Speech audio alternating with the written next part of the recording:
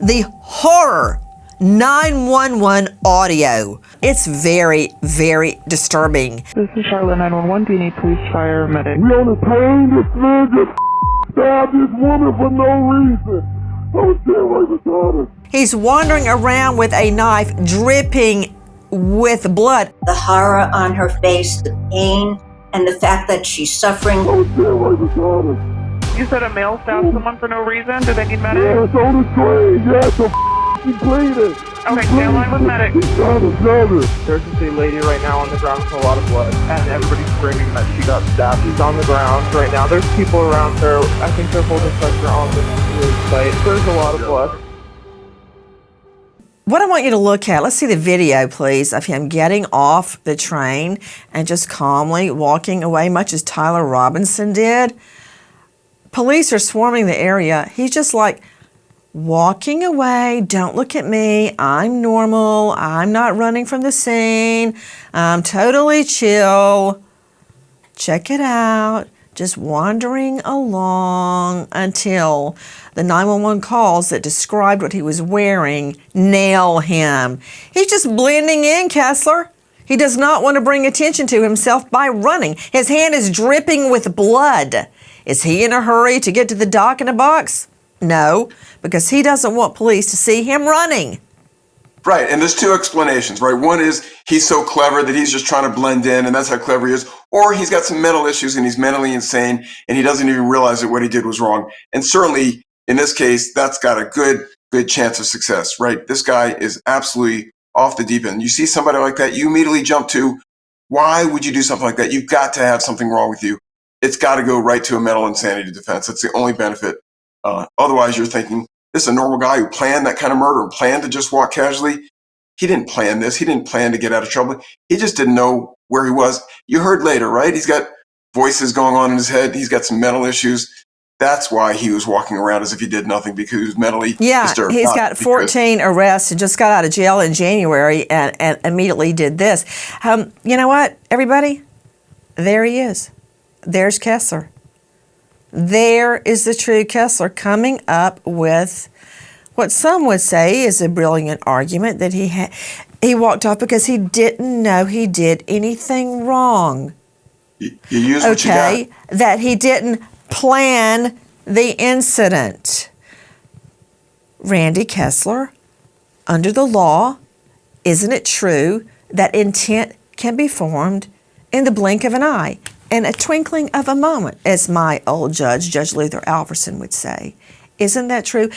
Premeditation does not require a long, drawn-out plan, such as murdering someone by poisoning them over weeks and months.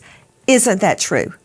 It is true, and you might have missed another point, which is, why did he have a knife on him in the first place? That probably helps the intent or plan it, but the truth of the matter is, why would he form intent to hurt this person? There's no interaction. You're talking about passion murder, where you see your wife cheating with somebody else, or you see something that disturbs you and throws you into a rage. That's not his wife cheating. That's right. That's my point. He's a killer. There's nothing that triggered this premeditation. You talk about forming, the intent because you see something. There was nothing that happened to make him form the intent. It's just you've never had a criminal that did the deed just because they felt like it. They had an itch and they scratched it.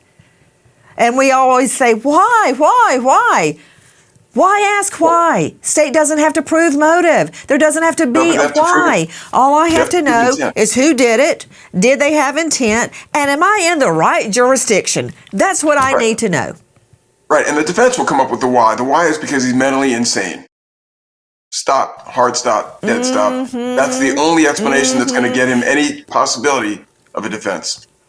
And very quickly, if that's possible, Randy Kessler, you're used to making long and eloquent arguments to juries and appellate judges, but we just agreed that intent can be formed in literally the blink of an eye. But you were saying he's clearly mentally insane. This is a litmus test, a yes, no. Isn't it true that the rule of insanity, the insanity test, is the old McNaughton rule brought over to the U.S. from Great Britain? And it's one simple question. Did the suspect know right from wrong at the time of the incident. I don't care what he says he heard voices last week or tomorrow. Did he know what he did at the time was wrong? Isn't that the old McNaughton test? That's the old McNaughton test, and I think it's very applicable here because when at the time he did that, clearly it's going to be easy to argue he did not know that what he was doing was wrong. He was acting under some impulse, some mental diagnosis, some alternate personality. Something made him do that. Clearly, What? your argument is that he knew what he was doing. Personality? Did you just pull that out of your Out of my what? law school Nancy, books?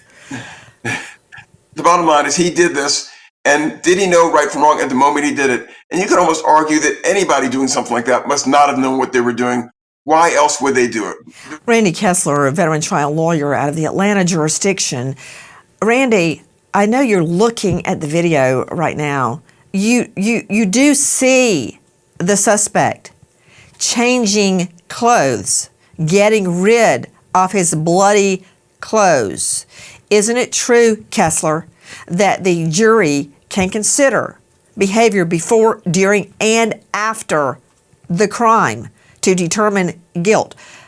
The guy's getting rid of his bloody clothes before he steps off the train. That indicates he knows there'll be a problem if he goes out on that platform covered in blood.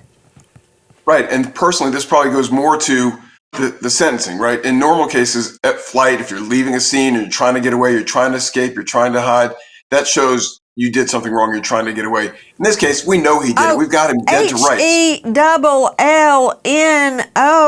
I spelled it out for you. That can be used as evidence of guilt. Of course, but what I'm telling you, Nancy, for we don't need it in many this generations, it was actually a jury charge that Nancy, the judge would give the jury. Somehow the defense bar got rid of that. But the jury can consider that as evidence of guilt. You're Guilty right, but you don't lead with trying to get rid of his bloody shirt. That's not sentencing. No, but you don't. You're right, Nancy, but you don't lead with that. You don't lead with, look, he's covering it up when you've got a video of him actually stabbing her. You don't need to start with, hey, he was trying to cover it up. You got him dead to rights on the conviction. That's going to go further to, he wasn't mentally insane. He knew that what he did was wrong.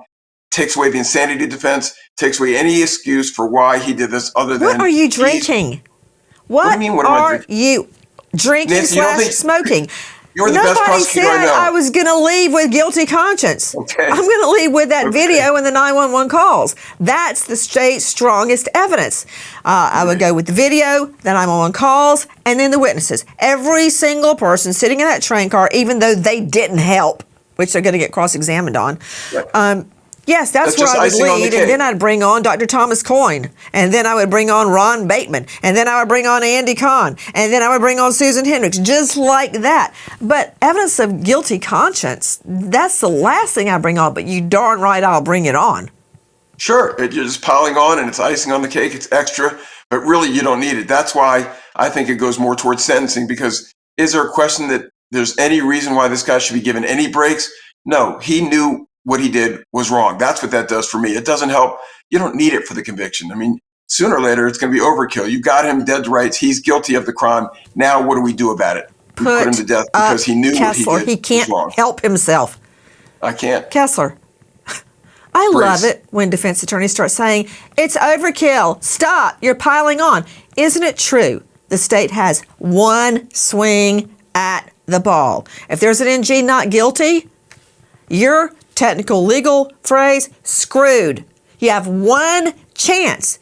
Why not put on all your evidence? When a defense attorney starts squealing and whining overkill, piling on, that's when I really dig in.